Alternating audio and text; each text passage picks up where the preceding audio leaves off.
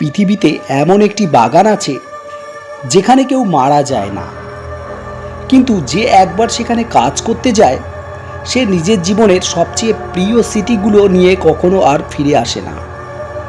৫,০০০ টাকার চাকরির লোভে এক গরিব গ্রামের ছেলে সেই বাগানে পা রেখেছিল।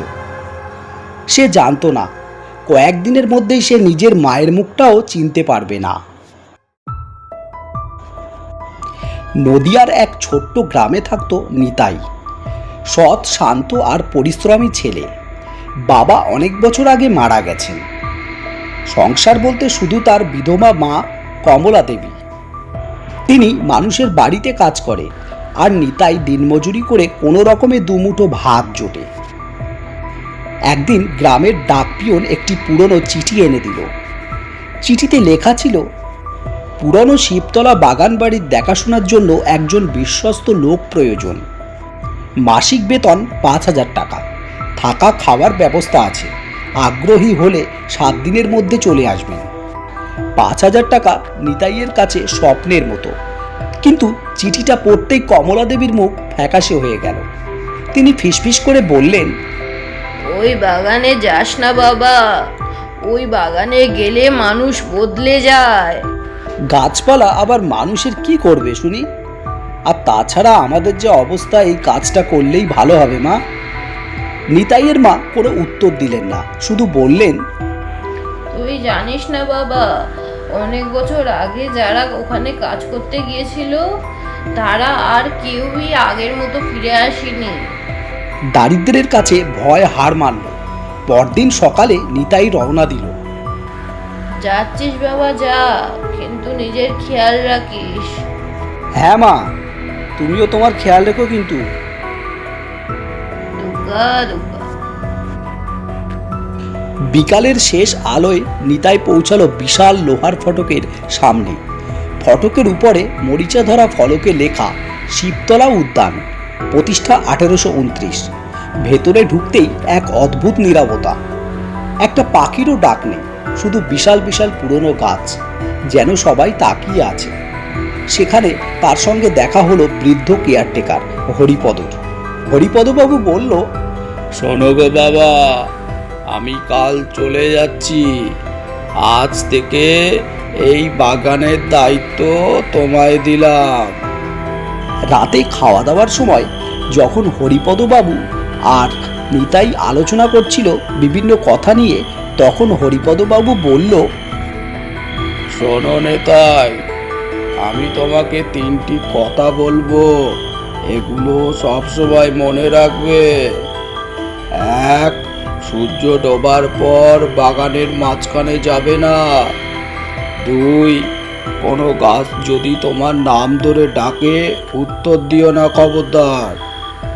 আর ৩ নম্বর হলো, প্রতিদিন সকালে নিজের মায়ের নাম অন্তত একবার হলেও উচ্চারণ করবে। যেদিন মনে পড়বে না সেদিনই বুঝবে বাগান তোমাকে গ্রহণ করে ফেলেছে। কথাগুলো শুনে নিতাই মনে মনে হেসে ফেলল, কিন্তু সে জানতো না এই ৩টি নিয়মের প্রতিটির পেছনে লুকিয়ে আছে ২০০ বছরের এক ভয়ঙ্কর অভিশাপ। সেদিন গভীর রাতে যখন নিতাই ঘুমাচ্ছিল, জানালার বাইরে থেকে কে যেন খুব পরিচিত কণ্ঠে ধীরে ধীরে ডাকলো, নিতাই, ও নিতাই। আওয়াজ শুনে নিতাই ঘুম থেকে উঠে জানালার দিকে তাকালো, কিন্তু সে বাইরে কাউকে দেখতে পেল না, শুধু অন্ধকার আর দুলতে থাকা গাছের ছায়া ছাড়া। সেই রাতে সে আর বাইরে বেরোলো না। ভোর হতেই সে নিজের মনে বলল, মা কমলা দেবী, মা কমলা দেবী, মা কমলা দেবী। কথাটা বলেই সে হেসে ফেলল। বৃদ্ধ হরিপদের কথা মনে পড়ে গেল। সকালবেলা হরিপদ বাগান ছেড়ে চলে গেল। যাওয়ার আগে শুধু বলল, আজ থেকে তুই একা।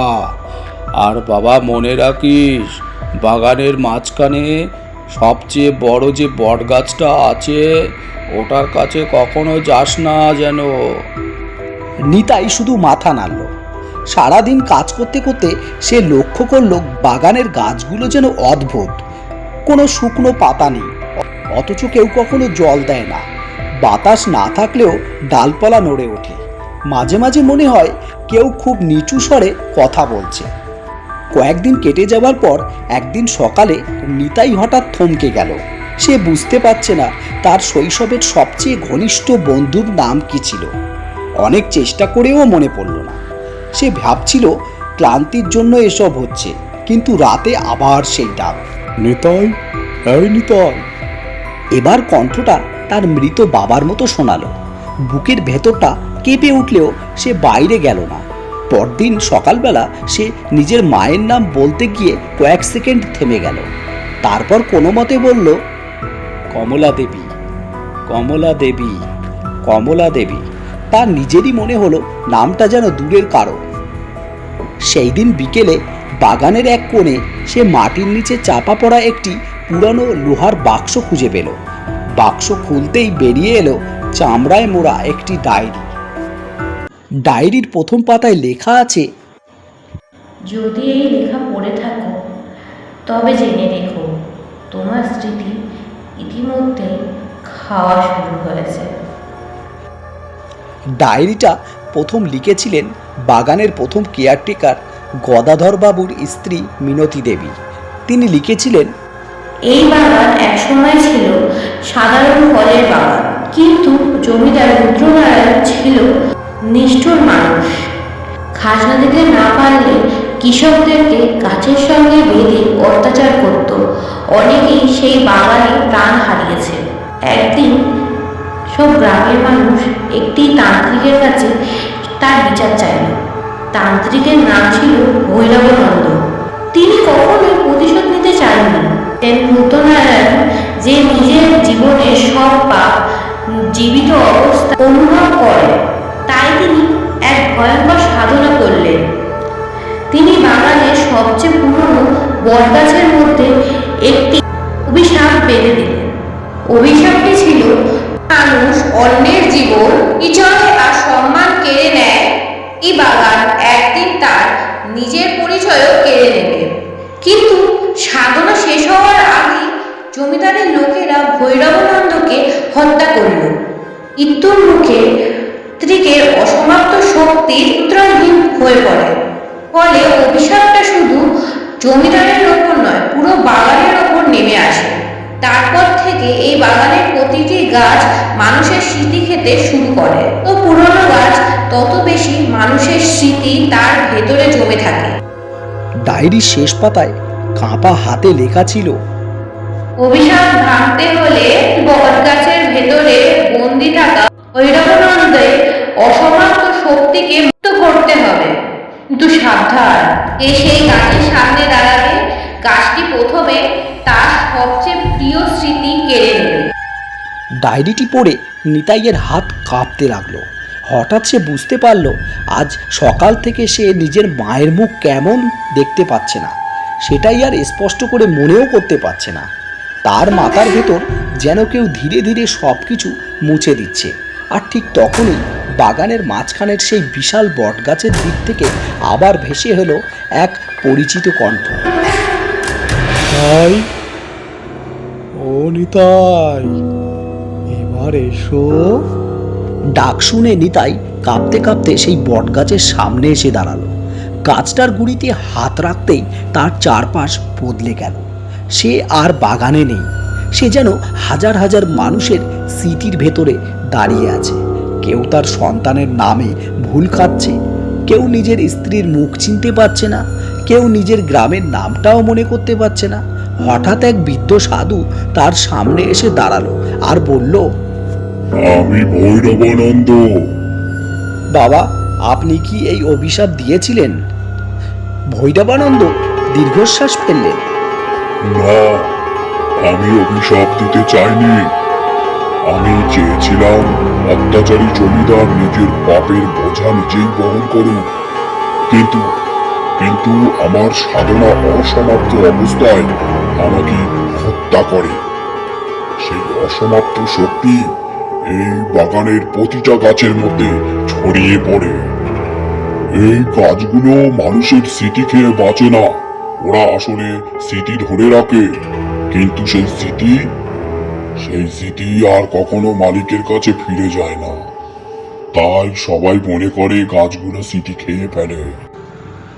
তাহলে এই অভিশাপ শেষ হবে কিভাবে? মূল বৃক্ষের শিকড়ের নিচে আমার অসমাপ্ত যজ্ঞের পাথর চাপা আছে, সেটি ধ্বংস করলে অভিশাপ ভাঙবে। কিন্তু কিন্তু বিনিময়ে তোমাকে তোমার সবচেয়ে প্রিয় স্মৃতি চিরদিনের জন্য ছেড়ে দিতে হবে। নিতাই এক মুহূর্ত চোখ বন্ধ করল। তার মায়ের কথা মনে পড়ল। সে জানতো যদি এখন কিছু না করে তাহলে আরো শত শত মানুষ এই বাগানে এসে নিজেদের জীবন হারাবে। মৃত্যুতে নয়, স্মৃতি হারিয়ে সে সিদ্ধান্ত নিল। সেদিন রাতে খুব ঝড় উঠল। নিতাই কোদাল নিয়ে সেই বটগাছের শিকড় খুঁড়তে লাগলো। ঘণ্টাখানেক পর সে কালো পাথরের তৈরি একটি যজ্ঞবেদী দেখতে পেল। পাথরটাতে হাত দিতেই চারিদিক থেকে হাজার মানুষের কান্না শোনা গেল।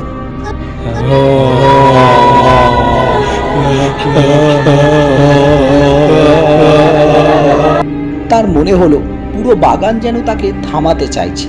নিতাই নিজের সমস্ত শক্তি দিয়ে পাথরটা ভেঙে ফেলল। মুহূর্তের মধ্যেই প্রচণ্ড শব্দে বটগাছ ফেটে গেল। এক এক করে সব গাছের পাতা ঝরতে শুরু করলো। বাতাসে অসংখ্য ফিসফিস কণ্ঠ ভেসে এলো। এমন কিছুক্ষণ হতে থাকলো, তারপর সব নীরব। বহু বছরের বন্দি স্মৃতিগুলি মুক্তি পেল। বাগানের অভিশাপও শেষ হলো। ভোরবেলায় গ্রামের মানুষ এসে দেখলো বাগান শুকিয়ে আছে। নিতাই অচেতন হয়ে পড়ে আছে। তাকে বাড়িতে নিয়ে যাওয়া হলো। চোখ খুলতেই এক বৃদ্ধা কাঁদতে কাঁদতে তাকে জড়িয়ে ধরলেন। নিতাই ভদ্রভাবে জিজ্ঞেস করলেন, আপনি কে? বৃদ্ধা কেঁদে বললেন, আমি তোর মা কমলা রে, তুই সব ভুলে গেলি বাবা, তোকে আমি যেতে বারণ করেছিলাম। নিতাই অনেক চেষ্টা করেও তাকে চিনতে পারল না। অভিশাপ ভাঙার বিনিময়ে সে নিজের প্রিয় স্মৃতিটাই হারিয়ে ফেলেছে, নিজের মায়ের মুখ। বছর কয়েক পরে শিবতলার সেই বাগানের জায়গায় নতুন গাছ লাগানো হয়। লোকেরা বলে এখন আর সেখানে কোনো অভিশাপ নেই। তবু গ্রামের বৃদ্ধরা আজও শিশুদের একটি কথা শেখান, মানুষের সবচেয়ে বড় সম্পদ তার স্মৃতি। কারণ স্মৃতি হারালে মানুষ বেঁচে থাকলেও নিজের কাছেই একদিন অচেনা হয়ে যায়।